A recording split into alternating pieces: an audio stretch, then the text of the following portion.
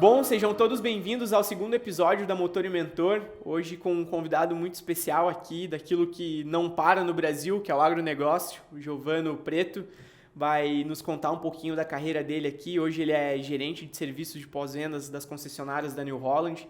Vai contar a trajetória dele.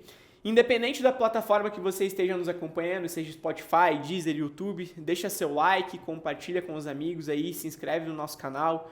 Vamos fazer a nossa mensagem chegar mais longe. E agradecer ao Giovano por aceitar o convite. Eu fui lá no LinkedIn dele lá buscar ele aceitou, topou, então veio aqui dar essa aula para nós sobre agronegócio, sobre concessionárias, sobre a indústria automobilística. E é um prazer tê-lo aqui conosco. Muito obrigado mais uma vez e passo a palavra. Valeu, Lucas. Obrigado pelo convite. Fiquei muito feliz quando você trouxe esse convite para mim e dando a oportunidade de fazer duas das coisas que eu mais gosto, né? Primeiro, conversar, né? É bom. Conversar um pouco, trocar ideia. E segundo, levar às pessoas um pouco da mensagem, uma mensagem que eu defendo muito, que é a da autorresponsabilidade. Legal. A autorresponsabilidade no nosso mercado de trabalho é essencial, mas ela vai muito além vamos dizer, do corriqueiro, né? Que é quando a pessoa fala assim, se eu tomar uma decisão e der errado, eu assumo o meu erro. Isso aí é o óbvio, né? Uhum. A autorresponsabilidade está muito além disso. Então, vai ser legal a gente trocar aqui, falar um pouco de agronegócio, um pouco que eu sei. É isso aí. E uma outra coisa bacana que eu fiquei pensando aqui, vindo para cá, que é o seguinte, né? Como as tecnologias, essas ferramentas, dão oportunidade da gente impactar e ajudar tanta gente, né?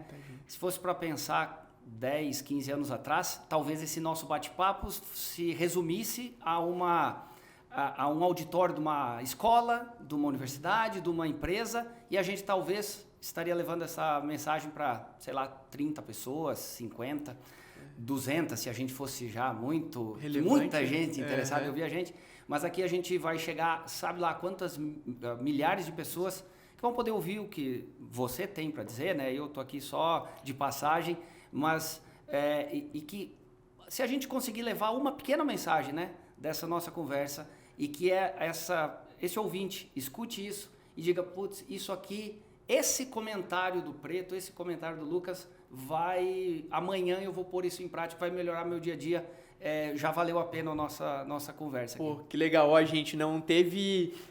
nosso pré-gravação aqui foi bem rápido e só nessa primeira frase que o Giovano comentou aqui, que é a questão da autorresponsabilidade, já vi que o negócio vai ser muito interessante por aqui, porque eu sou muito dessa filosofia também, né? Hoje acredito que enquanto nós estamos reclamando de terceiros, nós estamos deixando de olhar para a raiz do problema e ver como nós podemos resolver, né? Então, é algo que a gente precisa trabalhar muito, essa questão da autorresponsabilidade no nosso cotidiano, e tenho certeza que vai ser bem interessante.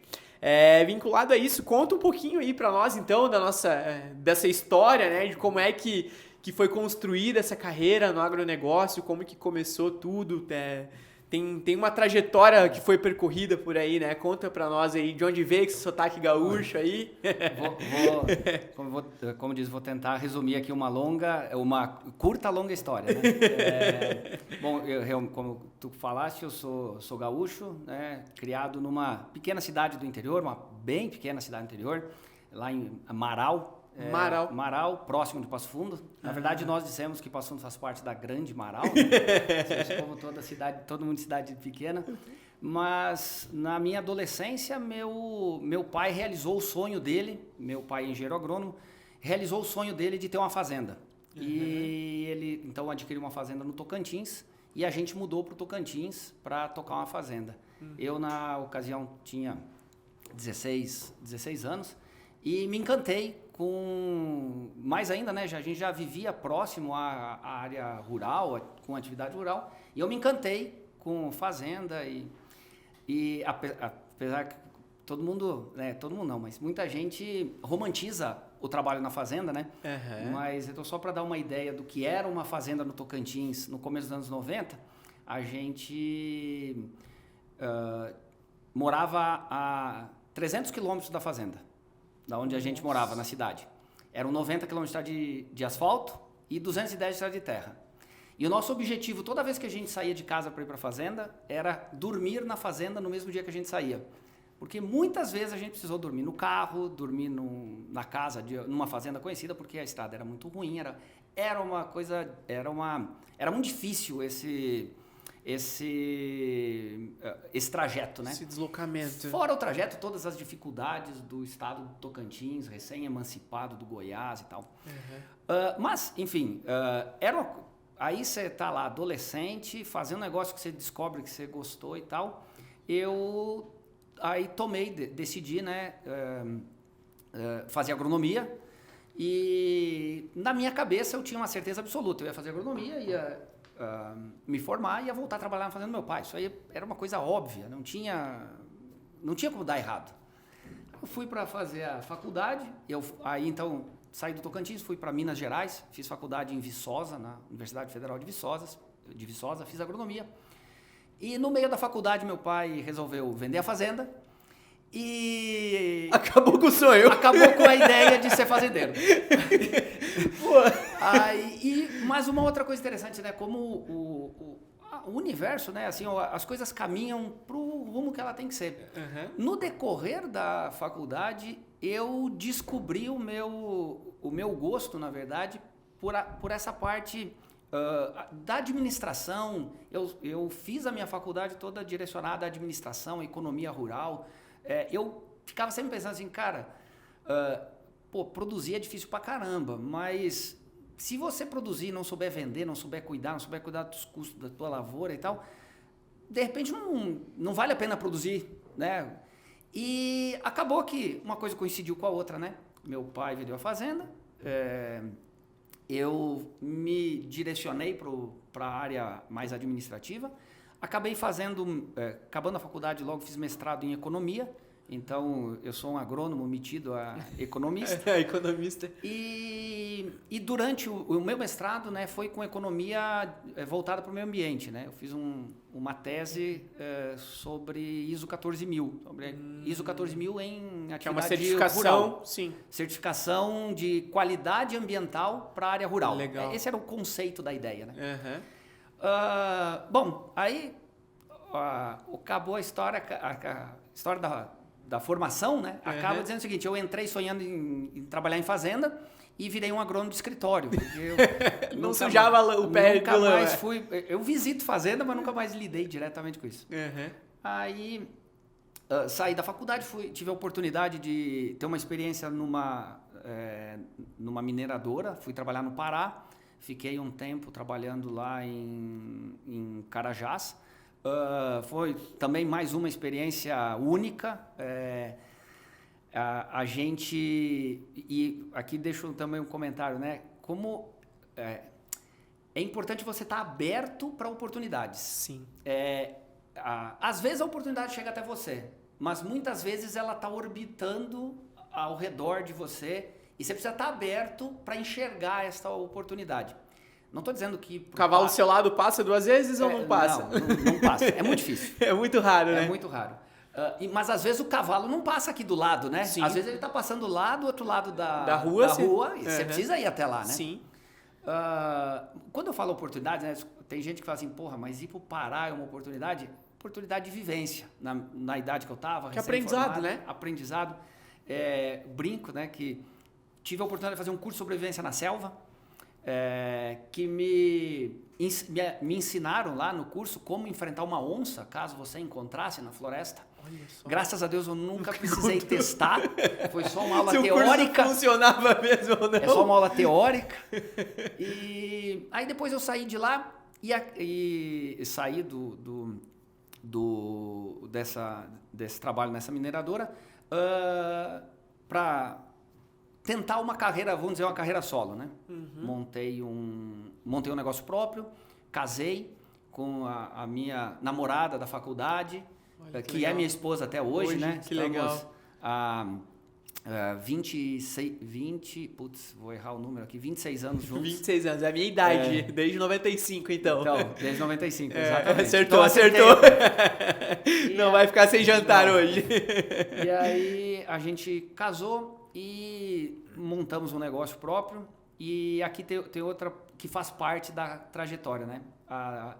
Decisões erradas fazem parte do crescimento, né? Então, a nossa decisão, o que a gente decidiu seguir, acabou não dando certo. E aí, mais um aprendizado, né? Tem horas que no mercado financeiro a gente fala, né? Tem horas que tem que realizar o prejuízo. Então, tá dando errado. Então, olha para frente. Até onde nós vamos chegar? Cara, o buraco ainda... Você ainda está ladeira abaixo, você estabilizou, você está vendo a oportunidade de reverter a curva? Nós entendemos que não, realizamos o prejuízo e mudamos para São Paulo para trabalhar em São Paulo. A tua faculdade você fez aonde? Eu fiz em Minas. Em Minas, em Carajá? Isso, em Viçosa. Viçosa em Minas. Tá, entendi. Isso entendi. aí. Aí saiu de lá e veio para São Paulo daí? Saí de lá, vim para São Paulo. Saí de legal. lá, fui para o Rio Grande do Sul. Foi onde deu errado o meu negócio. Tá, entendi. O meu estado não me abriu as portas. Não foi acolhedor? E a gente voltou para São Paulo. Voltou, que eu digo, porque a família da minha esposa é de São Paulo. Entendi. E lá em São Paulo a gente recomeçou do zero. Na capital? Na capital. Ela arrumou uma colocação, eu comecei a fazer bico, dei curso no Detran, fiz pesquisa, fui recenseador, fiz pesquisa. O que você... Não vou dizer tudo, mas qualquer coisa que aparecesse que desse uma boa oportunidade de algo mais a fazer, eu estava abraçando. Inclusive, a minha esposa fala até hoje, graças a Deus, eu fui reprovado na entrevista para ser paisagista de um parque lá em São Paulo, porque não combina nada com você. Mas eu tentei ser, né? Sim. É oportunidade, né? Foi oportunidade. E aí, por fim, aí eu diria que foi quando as coisas se encaminharam bem, eu tive a oportunidade de entrar então no mercado financeiro, foi em 2005, eu entrei num banco para trabalhar com a área de agronegócios. E aí fiquei no banco durante 8 ou 9 anos, na região de São Paulo. E foi quando surgiu a oportunidade de participar de um processo seletivo na New Holland, que é onde eu estou até hoje. Olha que legal. Então, aí mudei mais uma vez, né? Então, foi o brinco, né? Sou um agrônomo que trabalhei numa mineradora, trabalhei no mercado financeiro e vim trabalhar numa montadora de máquina agrícola. Que chegou mais ou menos perto daquilo que esperava lá. Exatamente. Agora eu estou com bastante oportunidade de visitar fazenda, visitar cliente. E aí foi isso. Aí eu vim para a área de serviços da New Holland, atendendo a região de São Paulo. Depois vim para Curitiba, fui convidado a vir para Curitiba trabalhar com a parte de desenvolvimento de concessionárias do Nordeste do Brasil. Olha que legal. E desde o ano passado eu voltei para a área de serviços, agora na parte da gestão do Mercado Brasil, da gestão de serviços da New Holland aqui no Brasil. Olha que legal. Aqui 25, 26 anos de história, resumido aqui nos 10, 15 minutos. 10 minutos. Nem sei se tem 10 minutos. É muito interessante, assim, porque... linkando um pouquinho com aquilo que a gente estava falando na questão ali do começo do podcast, né? Que você comentou, há 10, 15 anos atrás a gente não estaria conseguindo entregar esse conteúdo todo, né? E para o número que nós pretendemos alcançar aqui. E essa questão dessa vivência, igual você comentou, né, de arriscar várias coisas até realmente se encontrar ali, essa questão de sentar, parar para pensar, não, agora é a hora realmente de tomar o prejuízo, porque dói, né? A gente sabe que dói, né? E essa questão de chegar hoje, ter essa realização profissional, fazer parte do mercado que hoje a gente sabe que no Brasil realmente tem o slogan, né? O agro não para, porque realmente não para. Exato. Né? Toca o Brasil e você tem uma grande responsabilidade nisso, uma grande participação. Então, esse papel social é muito interessante. E eu sou até meio suspeito para falar assim, com a questão dessa tratativa com o cliente final, porque antes de ir para a indústria, eu fui supervisor de pós-vendas em concessionárias. Então, eu acho que não tem coisa mais gratificante do que chegar no final do dia, assim, chega de manhã, o cara tá até apontando o dedo, isso daqui não funciona. Chega no final do dia, o cara muitas vezes, não pela questão do preço da coisa, né? Mas o cara vem com uma lembrança para você ou com um abraço, obrigado por ter resolvido o meu problema. Aquilo que muitas vezes é um sonho do cara que se torna um problema, a gente consegue devolver aquele sonho para ele, né? Então eu sou até meio suspeito para falar, a questão do pós-vendas comigo pulsa forte aqui dentro ainda, é algo que eu gosto muito e inclusive uma das estratégias da Motor e Mentor aqui é exatamente essa, né? Trazer essa experiência que eu tive essa oportunidade dentro da indústria, que a gente muitas vezes não tem noção do cliente final e que é algo, quer dizer, o slogan, o intuito ali é que a gente tenha essa noção, né? Mas a gente não tem essa vivência. E essa vivência, esse contato, pô, aquele dia que eu vi a tua foto lá no LinkedIn, com o carro lá no meio do campo, pô, aquilo ali eu até comentei lá na tua foto, né? Porque é algo realmente muito, muito satisfatório a gente conseguir ter acesso a isso, ver que a gente está sendo útil para algo que realmente movimenta o Brasil hoje, que no teu caso é o agronegócio. É muito interessante. Parabéns pela carreira. Muito bacana mesmo. E essa questão de liderança, como é que surgiu dentro do mercado aí? Como é que foi tudo isso? Nasceu líder ou desenvolveu líder? Bom, acho que o primeiro ponto sobre falar de liderança, né? Primeiro que todo mundo, eu penso o seguinte, né? Primeiro que todo mundo lidera. Porque a questão de liderar, a gente relaciona diretamente a ter um time que responde a você. Esse vamos dizer, o conceito filosófico de ser líder e que muita gente entra no mercado de trabalho, seja numa multinacional, ou seja em qualquer ramo, buscando, não, eu quero ser gerente, né? O termo, né? Eu quero ser gerente, eu quero ter uma equipe para liderar e tal. Mas eu penso muito além disso, assim, ó, a liderança, você lidera o tempo todo. Você lidera nesse conceito de cima para baixo, né? Você como líder e como equipe que está num organograma abaixo de você, mas você, qualquer um lidera de baixo para cima, porque se você tiver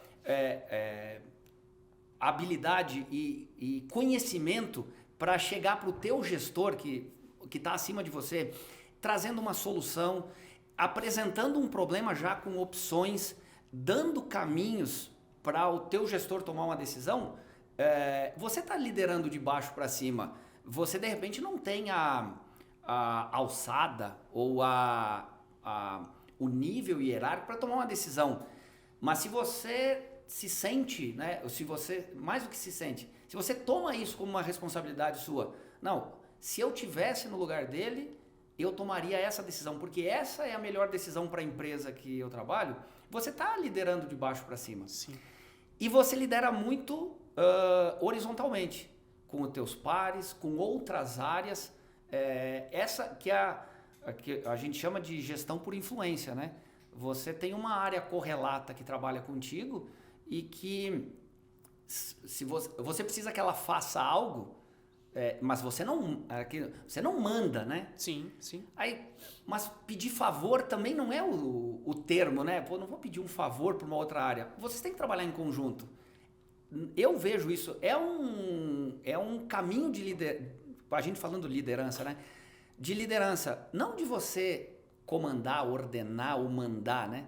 Mas você trabalhar em conjunto com um colega de outra área, de um fornecedor. Então, por exemplo, no meu caso, com uma concessionária, nós podemos trabalhar em conjunto sem ter relação hierárquica entre um e outro. Acho que esse é o ponto-chave da liderança.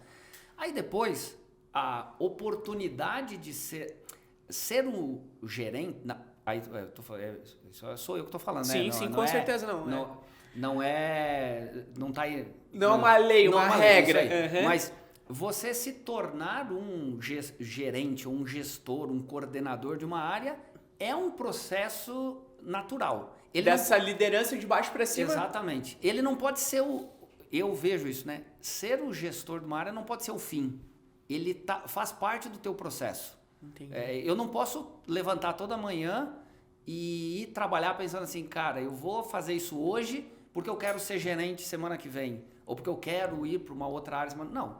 Isso vai fazer parte do teu dia a dia. Eu não tenho dúvida que se você estiver feliz no que você está fazendo, você estiver numa empresa, numa posição que te dá prazer em fazer aquele trabalho e que você desempenhe com dedicação, o caminho vai aparecer para você. Às vezes é mais demorado, às vezes é mais rápido, às vezes a oportunidade aparece por um acaso, mas se você não tiver preparado ou preparando esse caminho, o acaso não vai te favorecer. Entendi. É bem interessante isso, porque essa questão que você comentou do fazer mesmo, né? De demonstrar isso, porque até antes que o Rafael estava aqui, a gente estava gravando, né? O pessoal vai estar meio atemporal para vocês, mas tem um contexto por trás aqui. Essa questão que ele falou é exatamente isso, de você saber aonde você quer chegar. Não pelo status, mas pelo nível de influência que você quer causar. E, além disso, você não tem como saber o passo a passo que você vai encontrar em cada degrau dessa escada que é uma carreira profissional. Você pode ter, em linhas gerais, ali um objetivo definido e tudo mais, mas no dia a dia, na prática, a teoria é totalmente outra, Exato. Entendeu? Então, essa resiliência, né, essa adaptação do meio que você convive ali, de entender como que você pode influenciar de forma positiva, porque a gente sabe que hoje tem muita célula ruim, né, no meio desse ecossistema todo, influenciar de uma forma positiva acaba te dando essa visão de mercado, esse destaque no mercado, e aí uma coisa, essas atitudes que te levam a essa posição. Não é só chegar do dia para a noite e desenvolver isso, né? Bem bacana. Lembrei aqui, né, de uma história, prometo ser breve. Vai, manda bala, é isso. Não, aí. mas que são aquelas pequenas coisas que vão te marcando na tua carreira. Nós somos feitos disso, né, Giovana? Exato. Quando eu estava trabalhando nesse banco, eu me lembro muito de um cara que ele era caixa no banco. E quando você pensa em carreira dentro de um banco, mesmo você não tendo trabalhado lá, você imagina o cara começa como caixa, vai para uma função administrativa, vira gerente, vira superintendente e tem essa carreira. E esse cara estava se aposentando como caixa. E eu ouvia muita gente falando assim, porra, o cara, 30 anos que o cara é caixa, o cara não cresceu, o cara acomodado, E um dia, a gente não trabalhava na mesma área, era uma agência que eu visitava poucas vezes e tal. E um dia eu tive uma oportunidade de falar com ele. Eu estava trabalhando lá na minha atividade e ele encerrou o expediente dele, se eu não me engano, 4 horas da tarde, 3 horas da tarde, um negócio assim. Ele veio ali deixar o negócio, estava indo embora. Aí eu conversei um minuto com ele e tal. Daí eu falei, o que você está indo fazer? Tá indo embora e tal? Daí ele falou assim, eu estou indo para o sítio. Eu tenho um sítio e tal, estou indo pro sítio. Eu falei, legal, o que você vai fazer? Ele, não sei, eu tenho uns negócios pra fazer lá, mas acho que eu vou pescar. Aí eu falei, cara, que bacana, né? Porra, 4 horas da tarde. E eu olhando assim, falei, cara, eu vou sair daqui umas 8 horas da noite, o cara indo pescar, velho.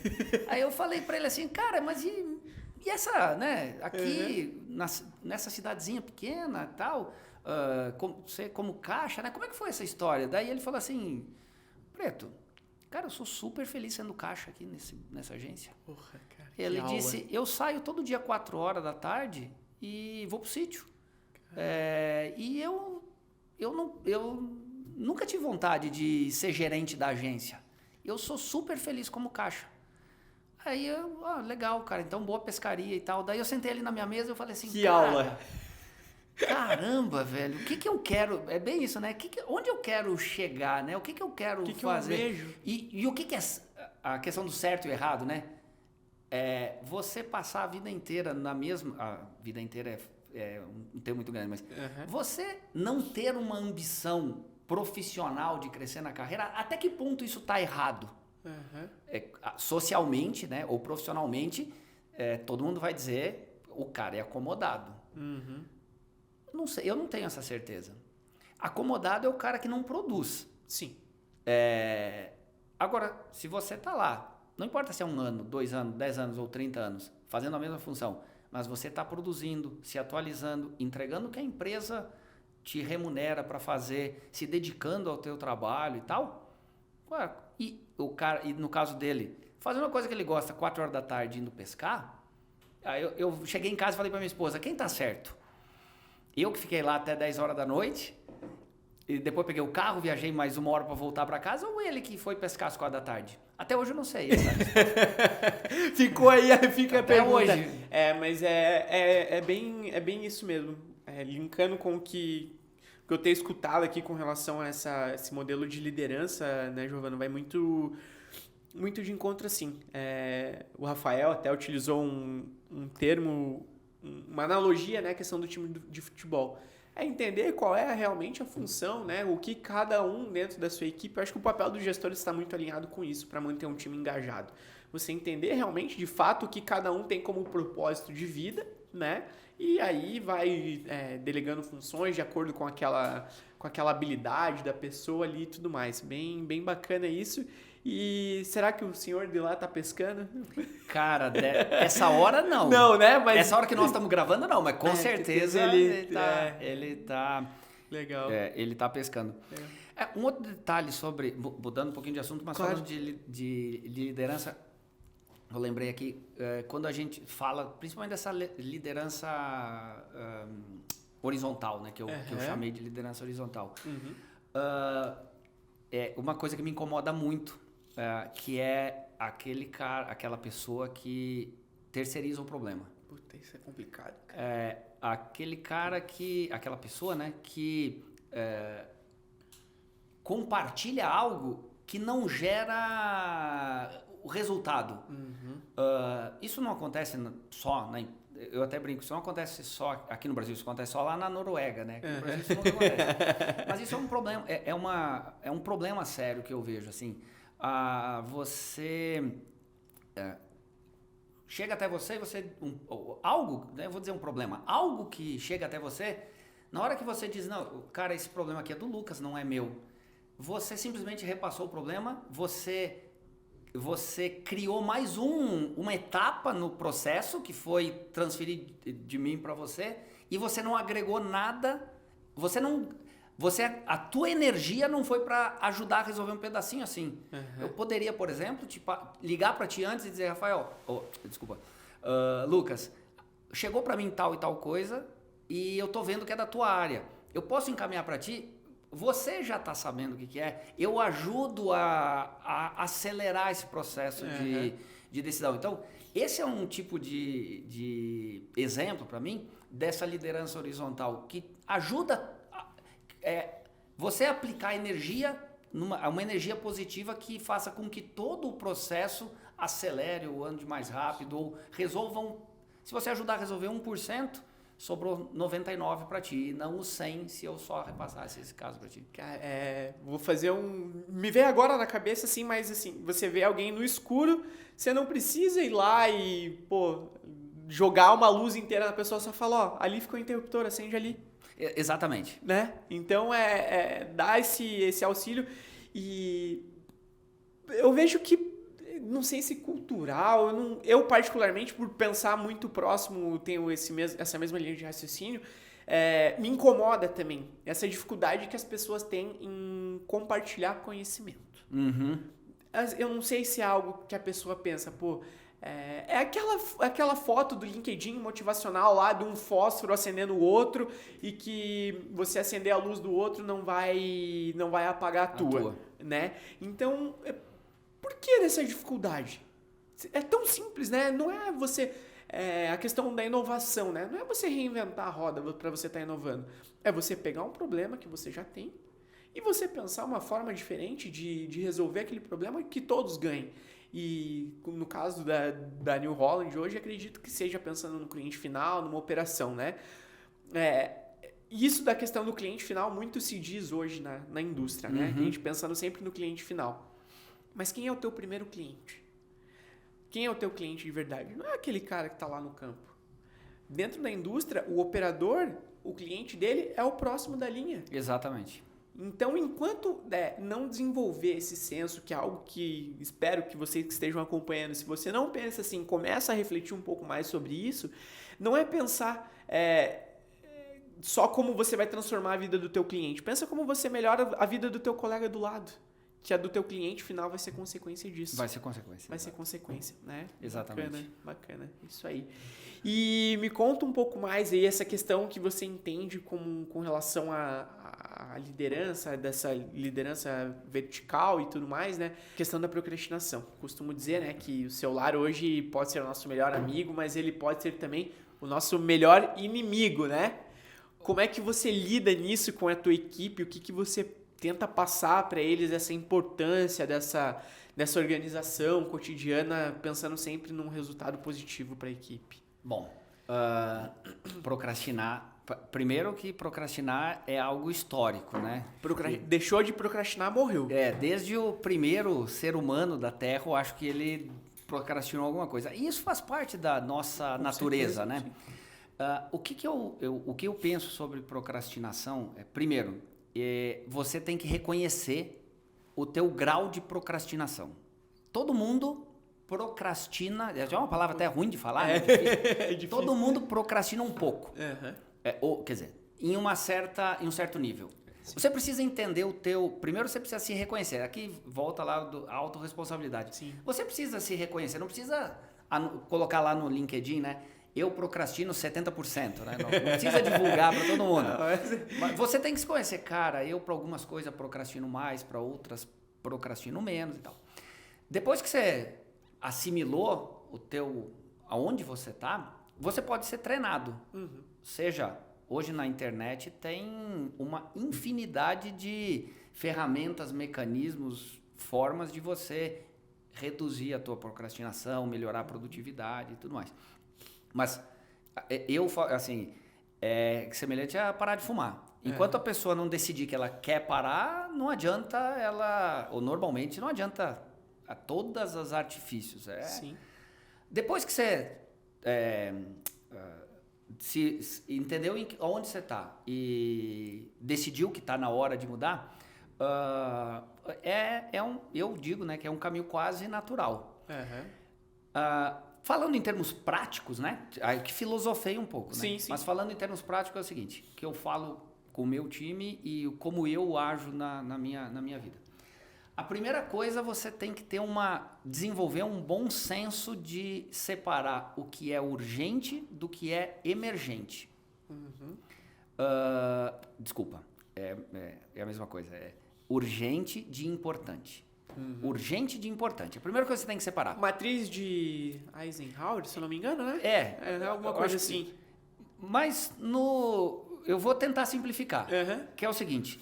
Tudo o que você faz é importante, senão você não estaria fazendo. Uhum. Então, fato. Primeiro ponto é esse. Se você... Aí estou falando em termos profissionais. Sim. Tudo que chegou lá, que está na tua mesa, que está no teu e-mail, que está na tua atividade, é importante. Senão não estaria ali. Não estaria ali. Beleza.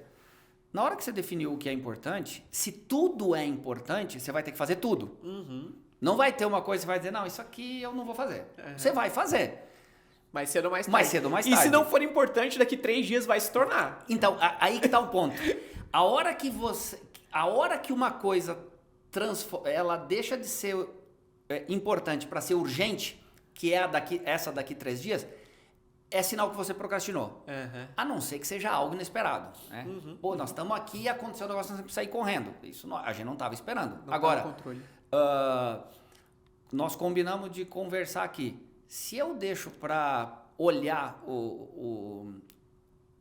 a pauta da nossa conversa na hora que eu estou vindo para cá, eu procrastinei, porque ela era importante, mas ela virou urgente. Putz, se eu não olhar aqui, eu não sei o que eu vou falar. Uhum. Então, esse para mim é o ponto. Todo dia que eu pego um negócio e falo, nossa, eu preciso fazer isso agora, eu me frustro. Eu termino o dia e falo assim, nossa, procrastinei. Uhum. Eu podia ter feito isso ontem, podia ter feito hoje de manhã. Aí tem gente que fala assim, não, mas se você deixou para fazer isso depois, é porque você estava fazendo outra coisa. Óbvio, ninguém fica assistindo sessão da tarde durante o trabalho. Uhum. Mas aí volta mais uma vez a autorresponsabilidade. Você sentado fazendo o teu serviço, o teu trabalho, você decidiu. Eu tenho 2 coisas para fazer. Qual eu vou fazer primeiro? Eu vou fazer essa. Essa é mais importante. Essa aqui ficou para depois. Se essa aqui virou urgente na manhã do dia seguinte, você tomou uma decisão errada. Essa aqui devia ter sido feita antes. Então, a hora que você consegue criar isso ser uma coisa natural na tua cabeça, pode ter certeza que você vai procrastinar muito menos. Desenvolver, então, esse senso crítico, né? De você olhar, parar, observar ali, ter essa inteligência não só técnica, né? Mas essa inteligência, muito se fala hoje em dia, né? Essa inteligência emocional de ver, putz, isso daqui pode não me dar um prazer agora, mas eu preciso fazer isso.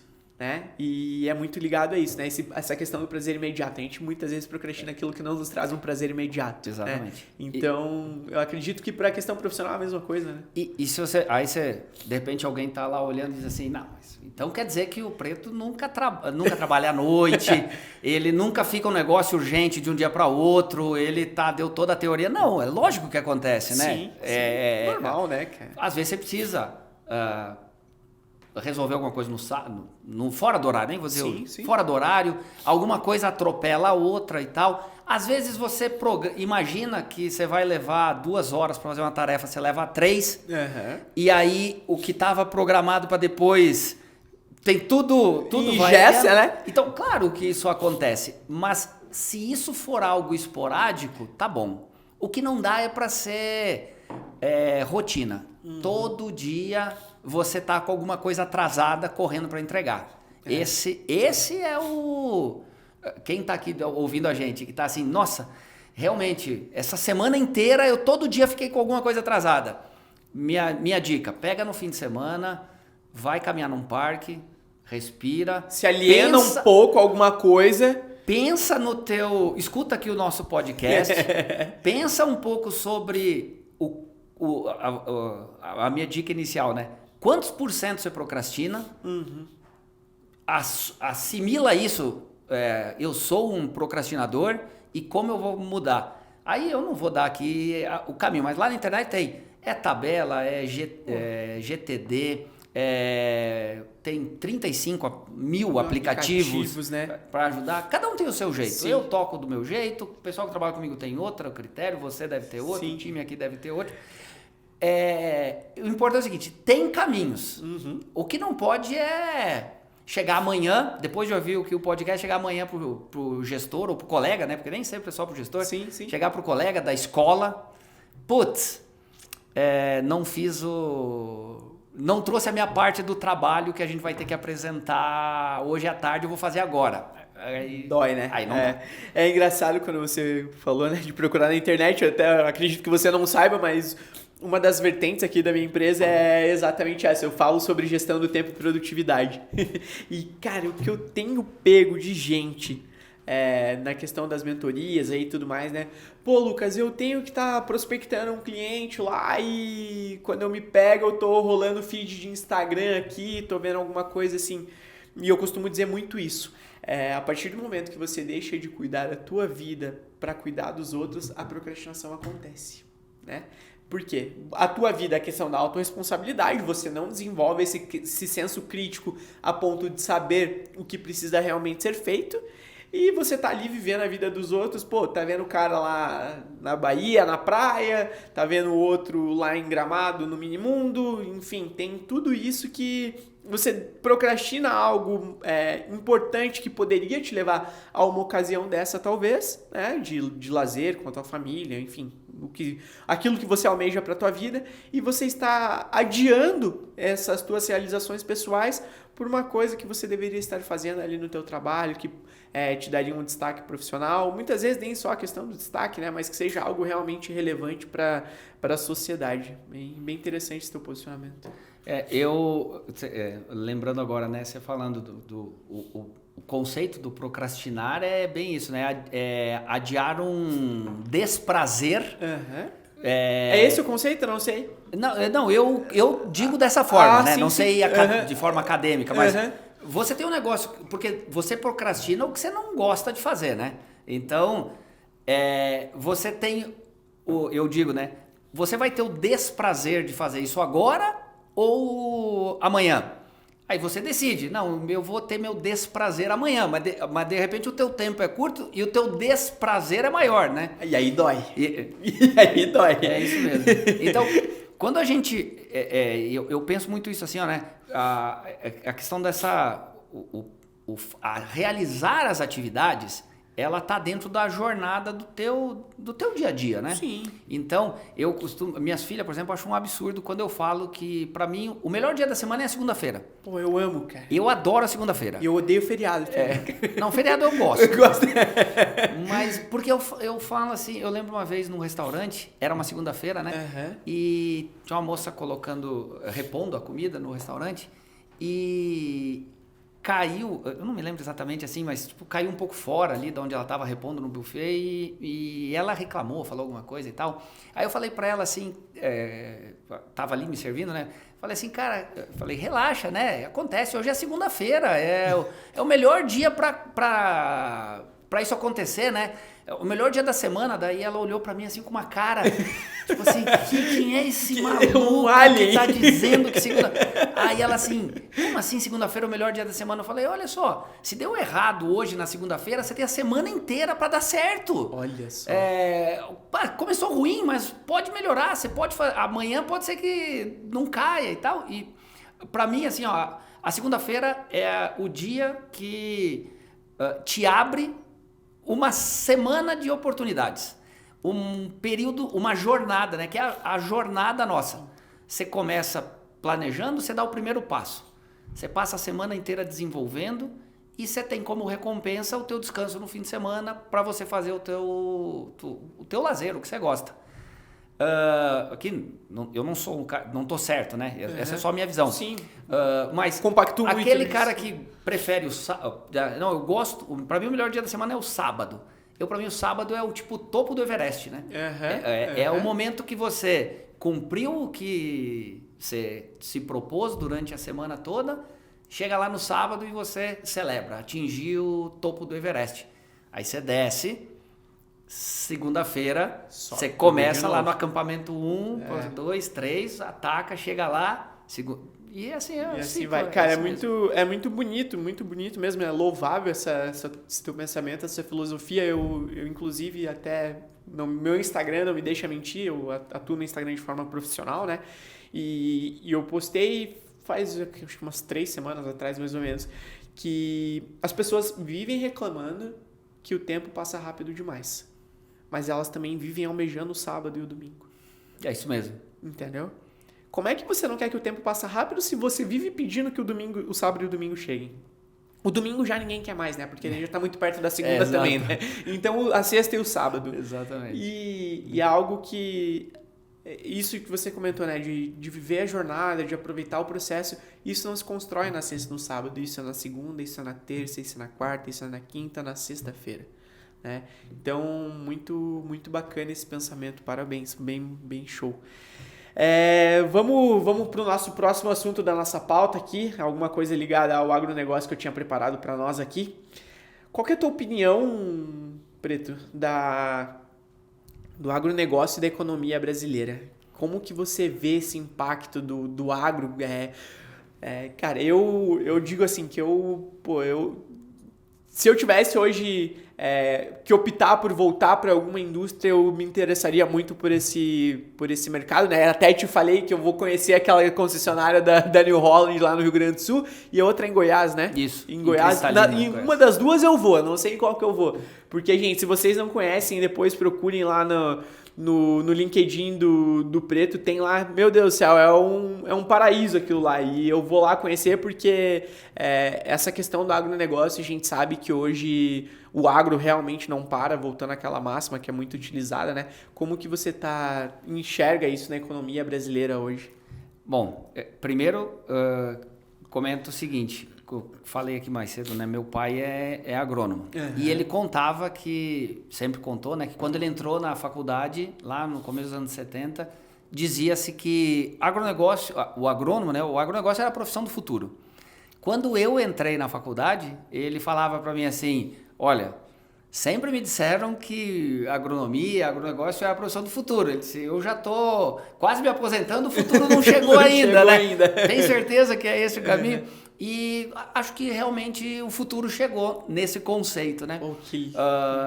Hoje está aí na TV, né? O agro é pop, o agro é tech, o agro movimenta o Brasil. Na verdade, em grande parte, isso sempre aconteceu, né? O que de repente faltava era marketing. Essa talvez, visão a do visão. país. Exatamente, porque o agronegócio sempre movimentou o interior do Brasil, né? As cidades do interior, tirando algumas regiões muito pontuais, elas vivem de atividades ligadas ao agronegócio. Não somente grandes indústrias, grandes fazendas, mas a própria agricultura não de subsistência, né? Mas aquela agricultura, aquele pequeno agricultor que comercializa a sua pequena produção na feira da cidade e com o recurso que ele recebe vendendo sua pequena produção, ele vai no mercado, ele vai no posto de gasolina, que compra lá na feira o produto dele e a economia gira numa pequena cidade. Muita dela, a grande parte dessa economia gira com base no agronegócio, que é o que entra de novo no processo, né? Uhum. Então, é muito gratificante estar tendo essa oportunidade de estar no mercado de trabalho, vamos dizer, estando num bom momento, ver o agro ser hoje valorizado. Obrigado, acho que essa é a palavra certa. Então, quem está aí agora, né, pensando no que fazer, a agronomia é uma boa, eu recomendo, né? Mas tem uma série hoje se abriu uma série de profissões e de carreiras, né, ligadas ao agronegócio. Acho que realmente é um momento oportuno de acessar esse mercado. E o 4.0 está chegando forte lá. Assim, hoje, agora com conectividade chegando no campo... Deve estar sendo a coisa mais linda de ver isso tudo sendo implementado, cara, né? Dizer quase que é surreal estar vivendo isso, né? Eu costumo dizer para o pessoal o seguinte, que o fazendeiro, né? Ou o cara do campo, você é mais novo que eu, mas teve muita gente que cresceu vendo o Chico Bento lá nas histórias da Turma da Mônica. No passado, o estereótipo do agricultor era o Chico Bento, né? Bento.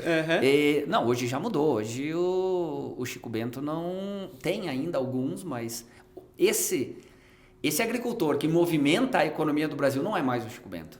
E ele quer as modernidades, ele quer acessar o celular dele lá na fazenda dele. Ele quer conectar o trator, o equipamento, a colheitadeira no celular, no computador. Assim como a gente quer aqui. Por que na cidade serve lá na roça, né? Não serve. Então, o que está faltando, né? O ponto...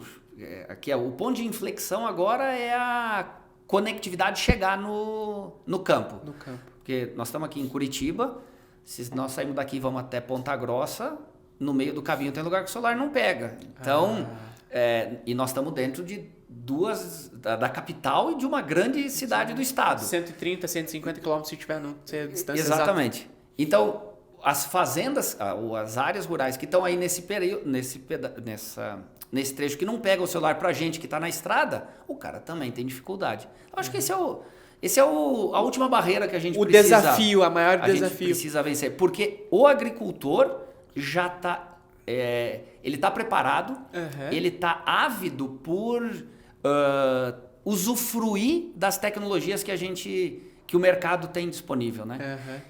E mais um ponto, né? O agricultor está ávido. Nós temos uma nova geração assumindo as propriedades rurais, as Exatamente fazendas. Essa pergunta que eu ia te fazer agora. Então, o filho do agricultor que saiu para estudar, que teve a oportunidade de fazer uma faculdade, ou que viveu na cidade, e ele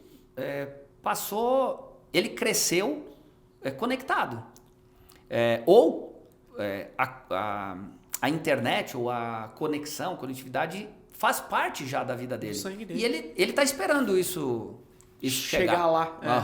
E eu acredito que pelo fato dessa vivência dele já saberem o que é bom, não é como você chegar para alguém e falar, a internet é boa, a internet funciona. Eles já tiveram essa experiência, então eu acredito que isso vai acelerar muito esse processo. Por quê? Porque é uma geração que a tecnologia já está vindo de berço, né? É uma geração em que está muito conectada, está o tempo todo ali com o olhar para a tela do celular, está com a tela do computador, está sempre pensando em como otimizar a produtividade, como ganhar tempo no dia a dia. Então, já está se tornando uma geração mais crítica com um conhecimento técnico para isso. Então, vai poder exigir disso, né?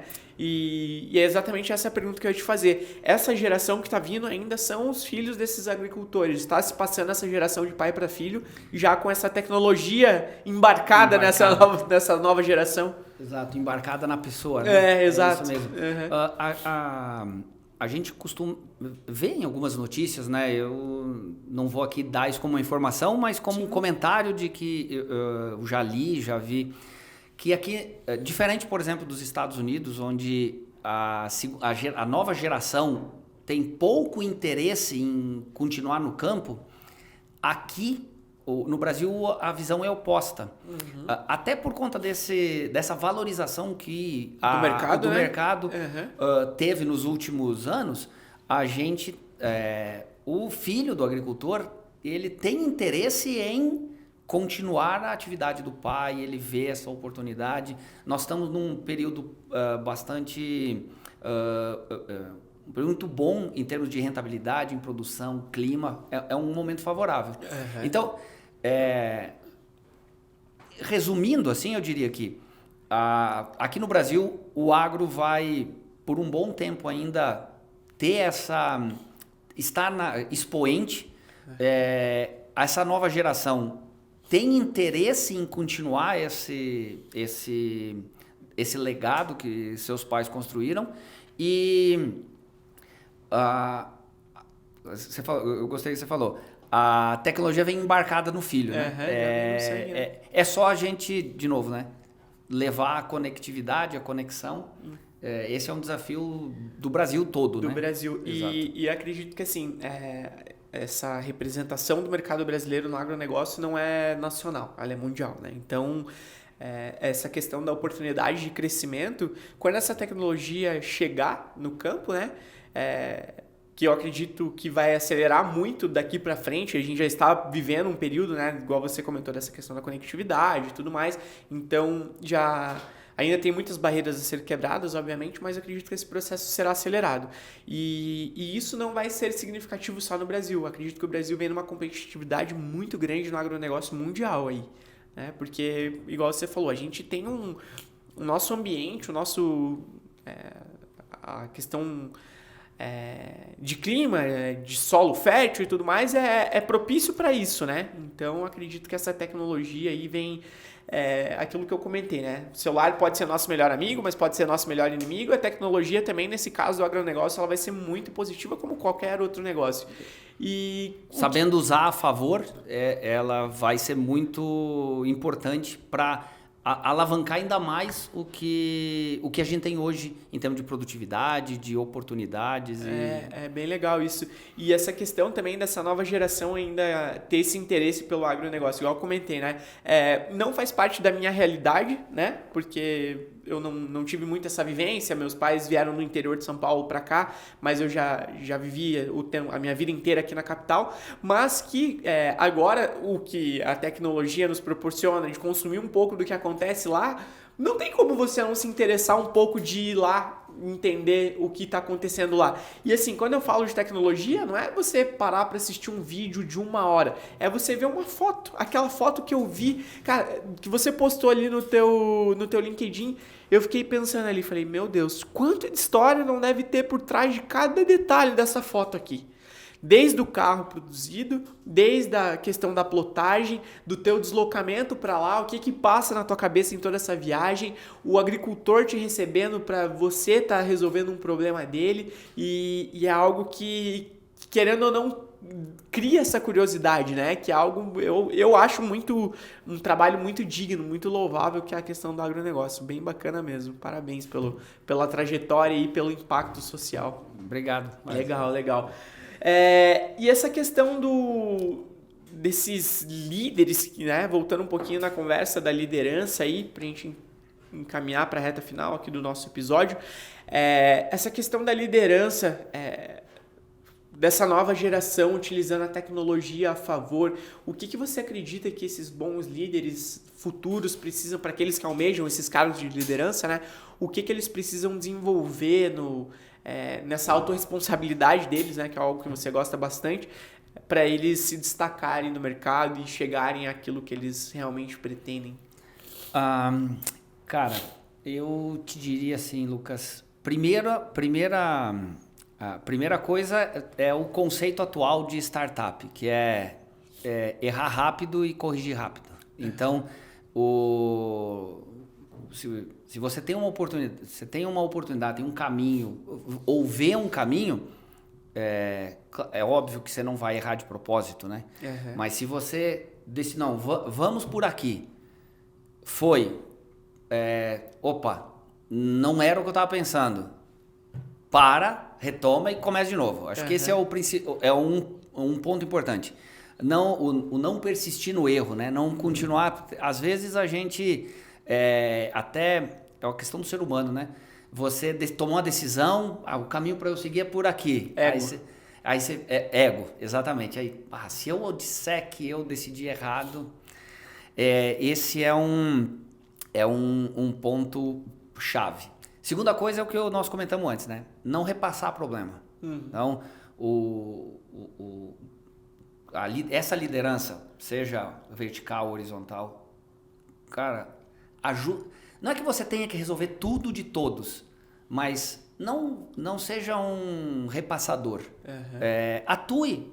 Se chegou até você, provavelmente você tem o porquê. Se uma pessoa direcionou uma coisa para ti, provavelmente essa pessoa vê que você tem condições de ajudá-la. Contribuir para a resolução. Contribuir para essa resolução. Outra coisa, influenciar positivamente outras pessoas, que é essa liderança lateral. Cara, sempre que possível, energia positiva.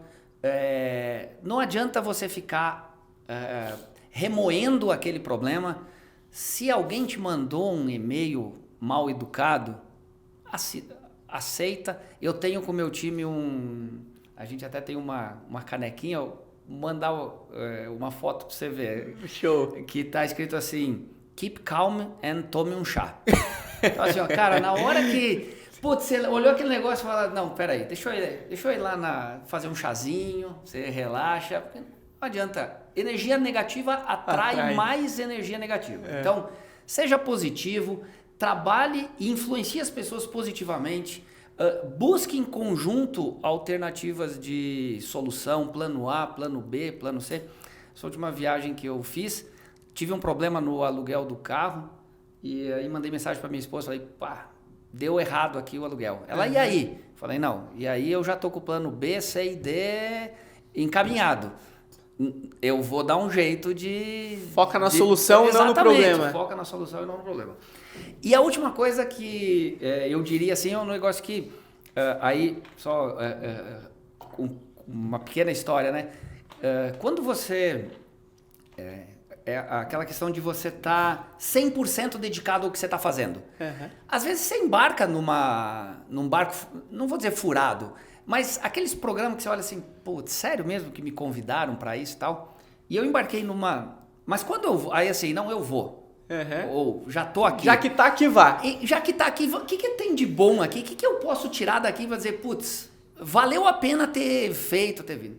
Aí eu fui uma vez num evento desses motivacional aí. E aí eu cheguei lá e eu falei assim, cara, eu não acredito que eu tô aqui. Não acredito. Eu imaginava outra coisa, eu fui com uma expectativa, quando cheguei lá, vi e falei, sabe aquele negócio de se abraçar e tal? Aí eu falei, não, mas tudo bem. Já que tá, vou tirar... E o cara lá falou um negócio que eu trago pra mim até hoje. Eu achei muito bacana. Posso fazer uma brincadeira contigo? Pode, claro.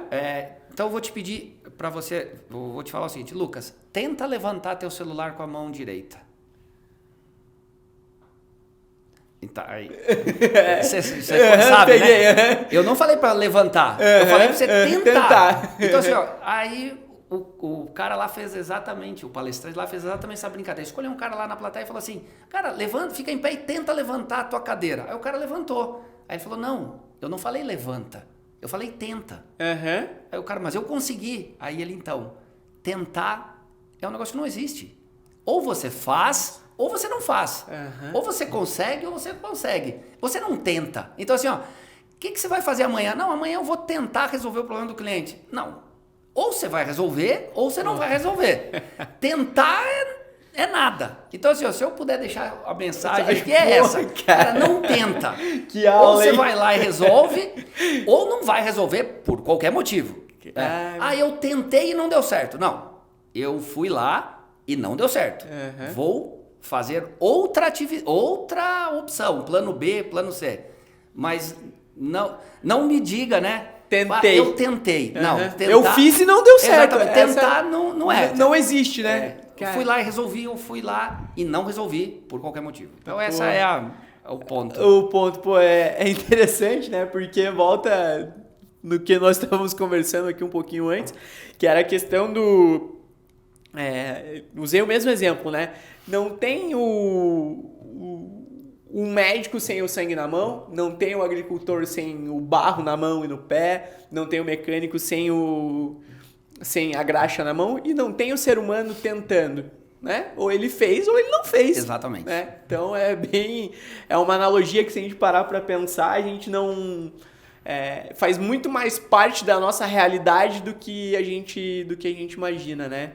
Legal. Algum comentário, alguma sugestão para o nosso podcast? Alguma dúvida, alguma pergunta? Manda bala aí. Não, Lucas, assim, eu fiquei muito, como falei no início, né, lisonjeado do teu convite. Achei bacana, comecei a acompanhar mais de perto o teu trabalho via redes sociais. Legal. Gostei muito da tua ideia de levar essa discussão de oportunidade de desenvolvimento para as pessoas sem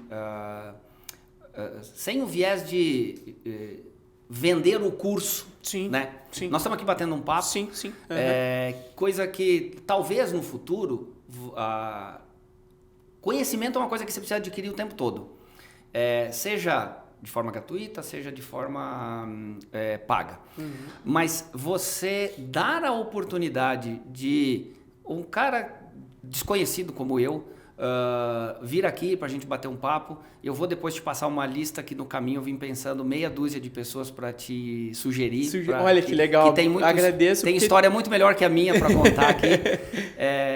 Esse é o ponto legal, ver você dando oportunidade, não para eu estar aqui falando, mas para as pessoas estarem ouvindo e, como falei lá no início, se de toda essa nossa conversa, o cara amanhã ouviu a nossa conversa e amanhã ele dizer, putz, vou fazer isso porque o Lucas... Não vou tentar, comentou, eu vou fazer. Vou tentar e não vou fazer. Já valeu demais a nossa conversa aqui. Pô, eu fico feliz, agradeço o convite e essa questão... Vou trazer um último detalhe para resumir a nossa conversa nesse agradecimento final a você aqui.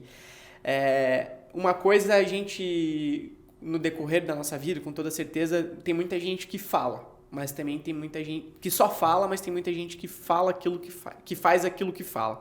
E você dá para perceber assim que você é uma pessoa diferenciada quando você assume a questão de resolver pequenos problemas. Eu não sei o que acontece na tua realidade lá na New Holland, mas eu tenho certeza que é exatamente isso que você prega a partir do momento que você coloca, que você desprende o teu tempo, o teu deslocamento para vir até aqui, contribuir, ensinar pessoas que estão dispostas a consumir um conteúdo, porque eu já estive do outro lado, eu sei o motivo, né, que é a questão da rotina, do dia a dia, o quão difícil fica para vocês, gestores, entregarem para os colaboradores. Tenho certeza que se pudessem, entregariam muito mais. Então aqui é uma forma de democratizar esse conhecimento e com o teu formato de tratativa com uma pessoa também que você nunca tinha visto na vida, por uma rede social. Então, em querer contribuir para uma sociedade mais desenvolvida que, igual você comentou, né? O conhecimento transforma, o conhecimento desenvolve.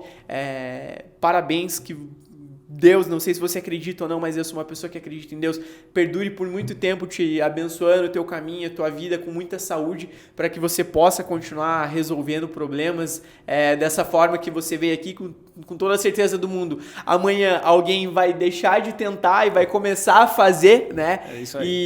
E mais uma vez, muito obrigado por aceitar o convite. Tenho certeza que não só do outro lado lá, mas aqui para mim foi uma aula também. Tenho certeza que a partir de amanhã é um Lucas que vai fazer e não vai dizer que tentou, porque é algo que realmente a gente para observar e que impacta muito a nossa vida. Mais uma vez, muito obrigado e saiba que nós estaremos sempre de portas abertas, tanto você quanto as pessoas que você tiver para nos indicar, porque sendo de tua confiança, com toda certeza será da nossa também, por essa aula que você acabou de nos dar aqui. Obrigado mais uma vez. Valeu, obrigado. Obrigado, viu? Mesmo. Agradecer também ao pessoal do Clube do Audiovisual aí, nossos produtores audiovisuais que estão produzindo nosso conteúdo aí com extrema qualidade, então fica aí a indicação do trabalho deles também. Um grande abraço, Thor, um grande abraço, Giovanni. E é isso aí, gente. Mais uma vez a todos, muito obrigado a todos que acompanharam aqui o nosso trabalho, que estão contribuindo, mas de uma forma... com certo eu falo, né, que antes de nós sermos interesseiros, nós temos que ser interessantes, né? Então aqui o nosso interesse é contribuir para a carreira de vocês, para aqueles que almejam essas posições de destaque no mercado aí. Compartilha com os seus amigos aí de trabalho, enfim, que você sabe que quer desenvolver essa liderança, esse pensamento também. Vai deixar de tentar e vai começar a fazer, dá certo ou não dá certo. E curte aí se você estiver no YouTube, nos segue no Spotify, faz o que tem que ser feito aí. E muito obrigado mais uma vez. Preto, obrigado. Tudo Valeu. de bom, viu? Obrigado. Valeu.